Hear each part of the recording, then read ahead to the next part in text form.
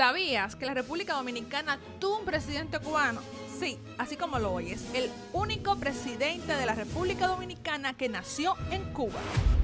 Un hombre marcado por el exilio, por la lucha y por una época en que la República apenas aprendía a caminar entre guerras, invasiones y ambiciones de poder. En este video vamos a viajar al siglo XIX, a ese pedazo de historia olvidada donde un cubano, hijo de padres dominicanos, se sentó en la silla presidencial en un momento muy tenso en el país. ¿Quién fue realmente este hombre? ¿Por qué llegó al poder? ¿Y cómo terminó enfrentándose a enemigos externos y a rivales internos que finalmente lo derrocaron? Acompáñame, porque lo que te voy a contar hoy te va a sorprender. Te va a hacer entender una parte del rompecabezas de la historia dominicana. Te va a hacer entender la historia eterna entrelazada entre Cuba y República Dominicana. Si revisamos la lista de los presidentes dominicanos, nos encontramos con un dato que subvierte la narrativa tradicional. El hombre que se convirtió en el segundo presidente constitucional de la República Dominicana no nació en el país que gobernó. Le presentamos a Manuel José Jiménez González, un patriota, un político, un comerciante y el único presidente dominicano nacido en Cuba. Nació el 14 de febrero de 1808 en Baracoa, Cuba, en aquel entonces colonia de la corona española. La vida de Jiménez es un microcosmos de la lucha de la República Dominicana, la forja de la identidad nacional en el exilio, el triunfo civil de la independencia y la posterior derrota de la institucionalidad frente al poder militar. Para entender su nacimiento en Cuba, debemos situarnos en la turbulenta historia de la española. Sus padres, José Jiménez y Altagracia González, eran dominicanos que se exiliaron en la cercana Baracoa, huyendo de la inestabilidad y también de las sucesivas ocupaciones francesas y haitianas que dominaron el territorio dominicano a principios del siglo XIX. Siendo aún un niño, Jiménez regresó con su familia a Santo Domingo, donde sus padres recuperaron las propiedades que el gobierno haitiano le había confiscado. En este entorno rural, recibió su educación y creció vinculado a las actividades económicas de su familia, que incluían negocios agrícolas y ganaderos. Siguiendo esta tradición, también se dedicó a estos sectores productivos, lo que hace que su formación como comerciante y su conciencia política se desarrollen en el territorio que clamaba por su soberanía. Su identidad es irrefutablemente dominicana. Según su descendiente José Antonio Jiménez Hernández, Manuel era un estudiante universitario de acuerdo a las notas de Fernando Arturo de Meriño. Incluso llegó a ser clérigo y estuvo a punto de ser ordenado sacerdote a la edad de 18 años. El 19 de agosto de 1835 contrajo matrimonio en Santo Domingo con María Francisca Ravelo de los Reyes. De esta unión nacieron 5 hijos: María del Carmen, Isabel Emilia, María de los Dolores, Manuel María y Manuel de Jesús. Jiménez no provenía de las filas del ejército, su experiencia venía del comercio y de la política, lo que lo diferenciaba radicalmente de la facción militarista que dominaría la nación. Durante el periodo de dominación haitiana, Manuel Jiménez decidió involucrarse activamente en el movimiento por la independencia de la parte oriental de la isla. Se integró al grupo secreto La Trinitaria, fundado y liderado por Juan Pablo Duarte. Aunque Jiménez no fue uno de los 9 fundadores originales de la sociedad secreta La Trinitaria, se convirtió en un miembro adherido y un activo colaborador del movimiento separatista de Duarte. Su rol fue vital en la ejecución política de la independencia. Su compromiso se sella al ser uno de los firmantes del Acta de Separación del 16 de enero de 1844, el manifiesto que formalizó la voluntad de crear la República. Tras el 27 de febrero, la confianza en Jiménez fue total. Tras el 27 de febrero de 1844, Manuel Jiménez fue designado vocal, miembro de la Junta Central Gubernativa, el primer órgano de gobierno provisional. También ministro de Guerra y Marina Este nombramiento era de poder absoluto, le dio el control administrativo del ejército y la defensa en un momento de guerra inminente a pesar de su perfil civil. También ministro del Interior y Policía, cargo esencial para establecer el orden interno y la autoridad del nuevo gobierno sobre el territorio nacional. Todo esto lo convirtió en la semilla de la rivalidad. Su poder institucional lo convirtió en el principal rival político de Pedro Santana, el líder militar que en ese momento estaba centrado en las batallas fronterizas. Esta dualidad civil versus militar definiría el futuro del país.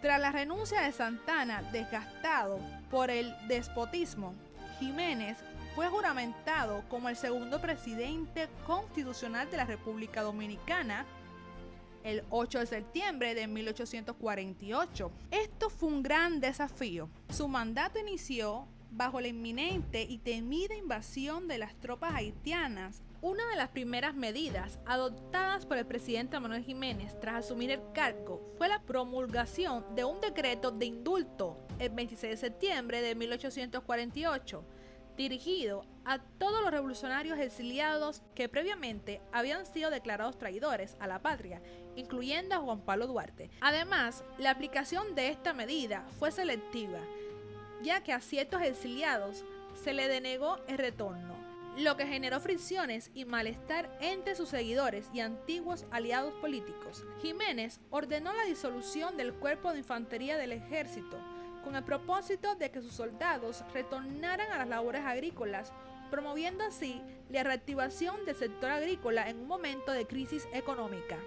En el plano internacional, su gobierno logró un avance diplomático significativo con la culminación de las gestaciones de una misión dominicana en Europa, encaminada al reconocimiento internacional de la nueva república.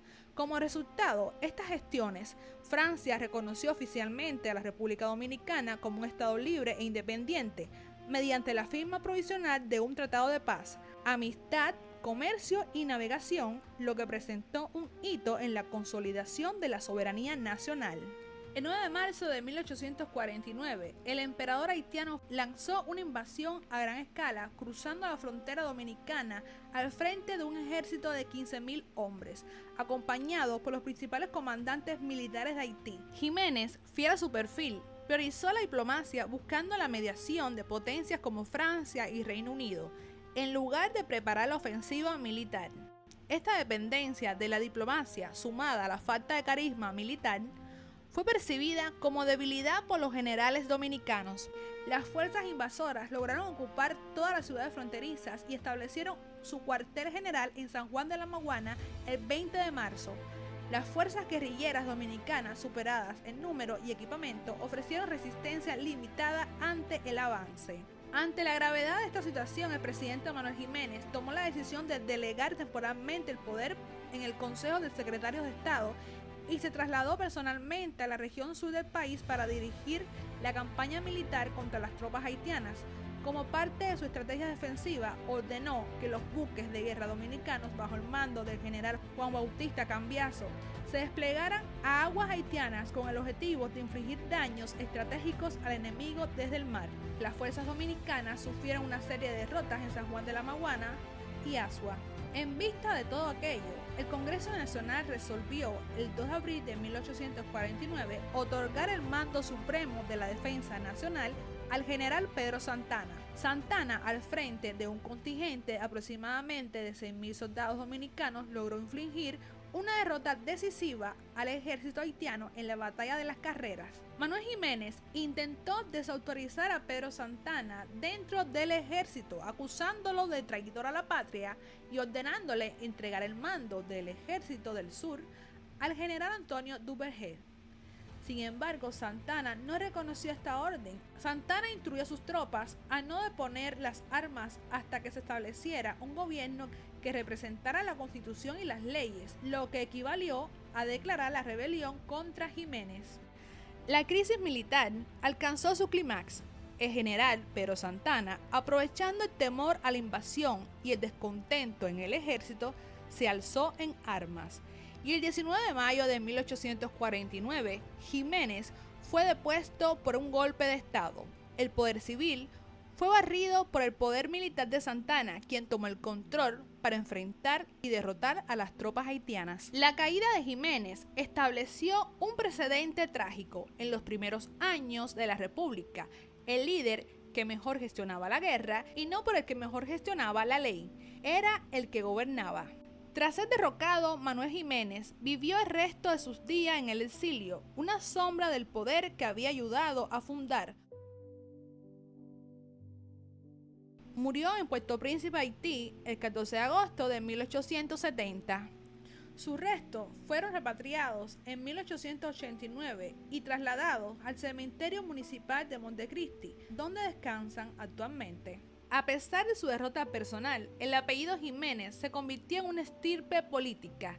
Su hijo, Juan Isidro Jiménez Pereira, nacido en Santo Domingo, siguió sus pasos y fue presidente de la República Dominicana en 2 ocasiones, 1899 a 1902 y 1914 a 1916, consolidando una de las dinastías políticas más importantes de la historia dominicana.